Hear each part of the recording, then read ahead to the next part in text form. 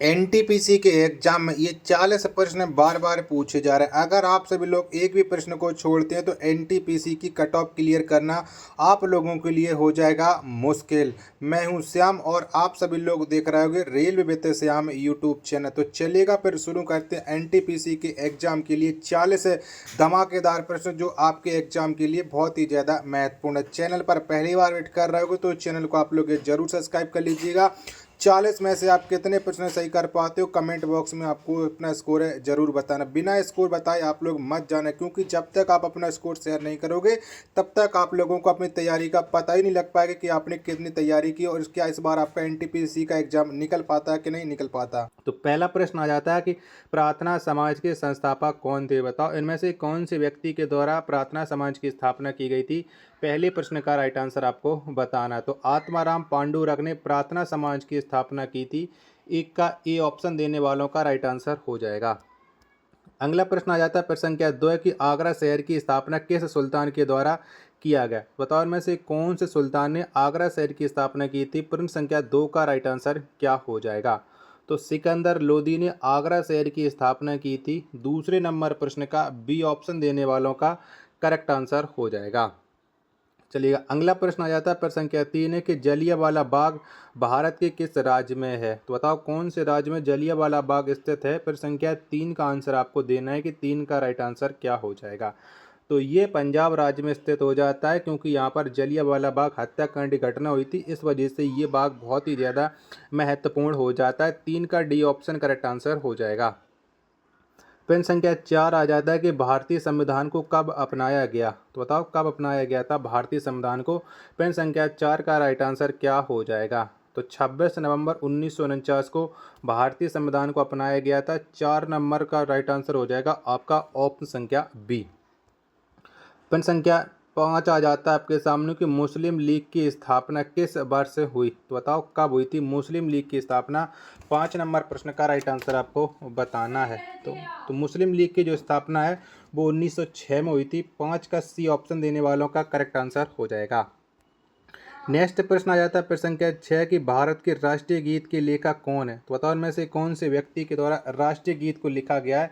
6वें number प्रश्न का right answer क्या हो जाएगा। तो बंकिम चंद्र चटर्जी ने राष्ट्रीय गीत को लिखा हुआ है। 6 का ए ऑप्शन देने वालों का करेक्ट आंसर हो जाएगा। अगला प्रश्न आ जाता है प्रश्न संख्या 7 है कि भारत के राष्ट्रीय गान के लेखक कौन है। तो बताओ इनमें से राष्ट्रीय गान को किसने लिखा है। 7 नंबर प्रश्न का राइट आंसर क्या हो जाएगा। तो भारत का जो राष्ट्रीय गान है इसके लेखक रविंद्रनाथ टैगोर हो जाते हैं। 7 का बी ऑप्शन देने वालों का करेक्ट आंसर हो जाएगा। 8वें नंबर का प्रश्न आ जाता है कि भारतीय संविधान का स्वरूप है। तो बताओ कैसा है भारतीय संविधान का स्वरूप। 8 नंबर प्रश्न का राइट आंसर क्या हो जाएगा। तो ये हो जाता है संघात्मक भारतीय संविधान का स्वरूप। 8 का बी ऑप्शन देने वालों का राइट आंसर हो जाएगा। वीडियो और कंटेंट पसंद आ रहा होगा तो प्लीज़ वीडियो को लाइक और चैनल को सब्सक्राइब करना ना भूलें। 9वें नंबर का प्रश्न आ जाता है कबीर किनके शिष्य थे। तो बताओ इनमें से किनके शिष्य थे कबीर। 9 का राइट आंसर क्या हो जाएगा। तो कबीर रामानंद के शिष्य थे। 9 का डी ऑप्शन देने वालों का राइट आंसर हो जाएगा। अगला प्रश्न आ जाता है प्रश्न संख्या 10 है कि साहित्य अकादमी पुरस्कार जीतने वाली प्रथम महिला कौन थी। तो बताओ इनमें से कौन सी महिला ने सबसे पहले साहित्य अकादमी पुरस्कार जीता है। 10 का राइट आंसर क्या हो जाएगा। तो अमृता प्रीतम ने साहित्य अकादमी पुरस्कार को जीता है। 10 का बी ऑप्शन देने वालों का करेक्ट आंसर हो जाएगा। अगला प्रश्न आ जाता है प्रश्न संख्या 11 है आपके सामने कि विश्व का सबसे गहरा महासागर कौन है। तो बताओ इनमें से कौन सा है। 11 का राइट आंसर क्या हो जाएगा। तो विश्व का सबसे गहरा महासागर जो हो जाता है वो प्रशांत महासागर हो जाता है। 11 का सी ऑप्शन देने वालों का राइट आंसर हो जाएगा। अगला प्रश्न आ जाता है प्रश्न संख्या 12 है आपके सामने कि भारत का प्रथम वायसराय कौन था। तो बताओ कौन हो जाता है भारत का पहला वायसराय। 12 का राइट आंसर क्या आ जाएगा। तो लॉर्ड कैनिंग ये भारत का प्रथम वायसराय हो जाता है। 12 का ए ऑप्शन देने वालों का राइट आंसर हो जाएगा। प्रश्न संख्या 13 आ जाता है आपके सामने कि योग दर्शन के संस्थापक कौन थे। तो बताओ में से कौन से व्यक्ति ने योग दर्शन की स्थापना की है। 13 का राइट आंसर क्या हो जाएगा। तो योग दर्शन के जो संस्थापक हो जाते हैं वो पतंजलि हो जाते हैं। प्रश्न संख्या 13 का डी ऑप्शन देने वालों का करेक्ट आंसर हो जाएगा। आशा और उम्मीद करता हूँ आज की वीडियो और आज का ये कंटेंट आपको पसंद जरूर आ रहा होगा। तो प्लीज़ इस वीडियो को लाइक और चैनल को आप लोग सब्सक्राइब करना बिल्कुल ना भूलें। चलिएगा अगला प्रश्न आ जाता है प्रश्न संख्या 14 आपके सामने कि उत्तरी बिहार में कौन एक गणतंत्र राज्य था। तो बताओ में से 14 का राइट आंसर क्या हो जाएगा। कौन था उत्तरी बिहार में गणतंत्र राज्य। प्रश्न संख्या 14 का आंसर आपको बताना है कि 14 का राइट आंसर क्या हो जाएगा। 14 के चारों ऑप्शन आपकी स्क्रीन पर सो रहे हैं, तो बज्जी हो जाता है इसका करेक्ट आंसर। डी ऑप्शन एकदम राइट आंसर। चलिएगा अगला प्रश्न आ जाता है आपके सामने प्रश्न संख्या 15 की द्वितीय बौद्ध संगति कहाँ पर हुई थी। तो बताओ कहाँ पर आयोजित की गई थी द्वितीय बौद्ध संगति। 15 का राइट आंसर क्या हो जाएगा। तो ये वैशाली में आयोजित की गई थी द्वितीय बौद्ध संगति। 15 का बी ऑप्शन देने वालों का राइट आंसर हो जाएगा। नेक्स्ट प्रश्न आ जाता है प्रश्न संख्या 16 आपके सामने कि पृथ्वी अपनी धुरी पर किस दिशा में घूमती है। तो बताओ कौन सी दिशा में घूमती है पृथ्वी। तो पृथ्वी अपनी धुरी पर पश्चिम से पूर्व दिशा में घूमती है।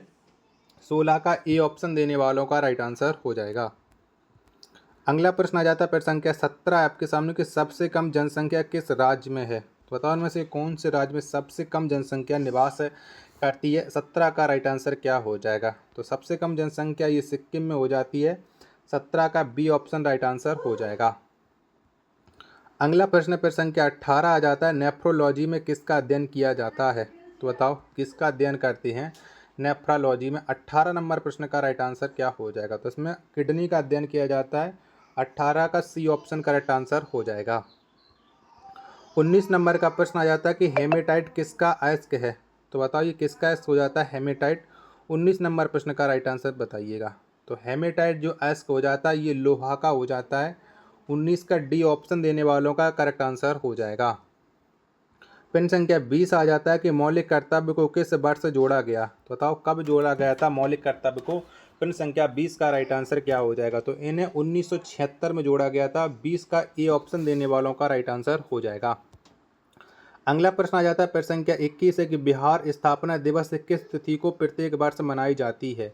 यानी बिहार स्थापना दिवस आपको बताना है कि 21 का राइट आंसर क्या हो जाएगा। तो बिहार स्थापना दिवस प्रत्येक वर्ष 22 मार्च को मनाया जाता है। 21 का बी ऑप्शन देने वालों का राइट आंसर हो जाएगा। नेक्स्ट प्रश्न आ जाता है प्रश्न संख्या 22 है कि नेताजी सुभाष चंद्र बोस अंतर्राष्ट्रीय हवाई अड्डा कहाँ है। तो बताओ कहाँ पर पड़ता है ये नेताजी सुभाष चंद्र बोस अंतर्राष्ट्रीय हवाई अड्डा। तो ये कोलकाता में स्थित हो जाता है। 22 का सी ऑप्शन देने वालों का राइट आंसर हो जाएगा। प्रश्न संख्या 23 आ जाता है आपके सामने कि विजयनगर साम्राज्य में कौन सा राजवंश सबसे पहले स्थापित हुआ। तो बताओ कौन हुआ था। 23 नंबर प्रश्न का राइट आंसर क्या हो जाएगा।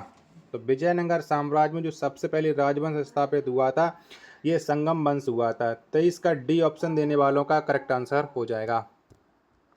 प्रश्न संख्या 24 आ जाता है आपके सामने कि यहाँ पर थोड़ा ये गलत लिखा मल्ला नहीं है मुल्ला पेरियार बांध किस राज्य में है। तो जो मुल्ला पेरियार बांध हो जाता है ये केरल राज्य में स्थित हो जाता है। 24 नंबर प्रश्न का सी ऑप्शन एकदम करेक्ट आंसर हो जाएगा। अगला प्रश्न आ जाता है प्रश्न संख्या 25 है कि बैरोमीटर के पठन में अचानक गिरावट किसका संकेत देता है। तो बताओ ये किसका संकेत है। बैरोमीटर के पठन में अचानक गिरावट आ जाती है। 25 का राइट आंसर क्या हो जाएगा। तो ये आंधी तूफान का संकेत होता है। 25 का ए ऑप्शन देने वालों का राइट आंसर हो जाएगा। 26 नंबर का प्रश्न आ जाता है आपके सामने कि सुयालकुची वस्त्र उद्यान भारत के किस राज्य में है। तो बताओ ये कौन से राज्य में हो जाता है सुयालकुची वस्त्र उद्यान। 26 का राइट आंसर क्या हो जाएगा। तो ये असम राज्य में स्थित हो जाता है। 26 का बी ऑप्शन देने वालों का करेक्ट आंसर हो जाएगा। वीडियो पसंद आ रही होगी तो प्लीज़ वीडियो को लाइक और चैनल को आप लोग सब्सक्राइब करना बिल्कुल ना भूलें। अगला प्रश्न प्रश्न संख्या 27 आ जाता है कि नाइट्रोजन को नाइट्रोजन यौगिक में कौन परिवर्तित करता है। तो बताओ कौन करता है। 27 का राइट आंसर क्या हो जाएगा। तो ये इसे बैक्टीरिया परिवर्तित करता है। 27 का सी ऑप्शन देने वालों का करेक्ट आंसर हो जाएगा। चलिएगा जब तक मैं आपको प्रश्न संख्या 28 पर लेकर के चलता हूँ तब तक आप लोग इस वीडियो को अपने दोस्तों के पास शेयर कर दीजिए, क्योंकि मुझे पता है कि अभी तक आप लोगों ने वीडियो को शेयर नहीं कर रखा है। 28वें नंबर का प्रश्न आ जाता है आपके सामने कि चौसा की लड़ाई किन दो शक्तियों के बीच हुआ था। यानी किन किन के बीच में चौसा की लड़ाई हुई थी ये आपको बताना। 28 का राइट आंसर क्या हो जाएगा। तो ये शेर शाह एवं हुमायूं के बीच में हुई थी। 28 का बी ऑप्शन देने वालों का करेक्ट आंसर हो जाएगा। नेक्स्ट प्रश्न आ जाता है प्रश्न संख्या 29 है कि एम्पियर किसकी मात्रक है। तो बताओ ये किसका मात्रक हो जाता है एम्पियर। 29 नंबर प्रश्न का राइट आंसर क्या हो जाएगा। तो ये विद्युत धारा का मात्रक हो जाता है एम्पियर। 29 का ए ऑप्शन देने वालों का करेक्ट आंसर हो जाएगा। प्रश्न संख्या 30 आ जाता है आपके सामने, घाना पक्षी अभ्यारण्य किस राज्य में है? तो बताओ कौन से राज्य में है घाना पक्षी अभ्यारण्य? प्रश्न संख्या 30 का राइट आंसर क्या हो जाएगा? तो ये राजस्थान राज्य में हो जाता है घाना पक्षी अभ्यारण्य। 30 का बी ऑप्शन देने वालों का राइट आंसर हो जाएगा। अगला प्रश्न प्रश्न संख्या 31 आ जाता है कि फिरोजाबाद किसका उत्पादन में प्रथम स्थान रखता है? तो बताओ किसके उत्पादन में फिरोजाबाद पहला स्थान रखता है? 31 का राइट आंसर क्या हो जाएगा? तो ये कांच की चूड़ियां उत्पादन में पहला स्थान रखता है। 31 का ए ऑप्शन देने वालों का करेक्ट आंसर हो जाएगा। अगला प्रश्न आ जाता है प्रश्न संख्या 32 है कि व्यक्तिगत सत्याग्रह करने वाले प्रथम व्यक्ति कौन थे? तो बताओ में से कौन से व्यक्ति थे? तो ये हो जाते हैं विनोबा भावे, व्यक्तिगत सत्याग्रह करने वाले पहले व्यक्ति। 32 का बी ऑप्शन देने वालों का राइट आंसर हो जाएगा।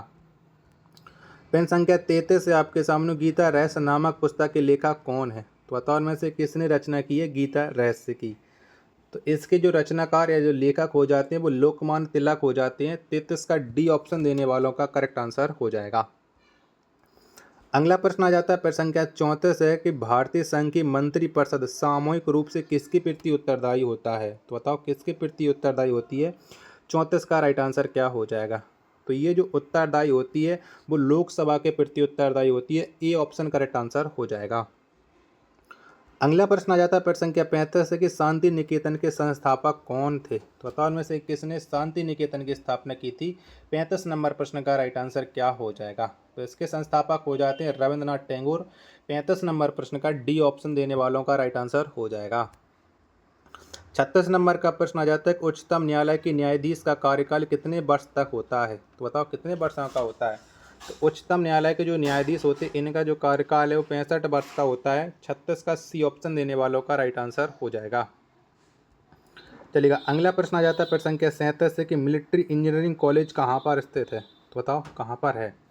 तो मिलिट्री इंजीनियरिंग कॉलेज ये स्थित हो जाता है पूना में। 37 का सी ऑप्शन देने वालों का राइट आंसर हो जाएगा। अगला प्रश्न आ जाता है प्रश्न संख्या 38 से कि विश्व व्यापार संगठन का मुख्यालय कहाँ पर स्थित है? तो बताओ कहाँ पर है? 38 का राइट आंसर क्या हो जाएगा? तो विश्व व्यापार संगठन का जो मुख्यालय है वो जिनेवा में स्थित है। 38 का ए ऑप्शन राइट आंसर हो जाएगा। 39 नंबर का प्रश्न आ जाता है कि असहयोग आंदोलन को कब समाप्त किया गया? तो बताओ कब समाप्त हो गया था असहयोग आंदोलन? 39 नंबर प्रश्न का राइट आंसर क्या हो जाएगा? तो इसे 1922 में समाप्त किया गया था असहयोग आंदोलन को। 39 का सी ऑप्शन देने वालों का करेक्ट आंसर हो जाएगा। प्रश्न संख्या 40 और अंतिम प्रश्न आ जाता है आज के सेट का कि पिछौला झील कहाँ है? तो बताओ कहाँ पर पड़ती है पिछौला झील? तो पिछौला झील यह उदयपुर में स्थित है। 40 का ए ऑप्शन देने वालों का करेक्ट आंसर हो जाएगा। आशा और उम्मीद करता हूँ आज की वीडियो और आज का ये कंटेंट आपको पसंद आया होगा। तो प्लीज़ आप सभी लोग इस वीडियो को लाइक और चैनल को सब्सक्राइब करना बिल्कुल ना भूलें। मिलते पर अपने एक और नेक्स्ट वीडियो के साथ, तब तक के लिए धन्यवाद। जय हिंद, वंदे मातरम।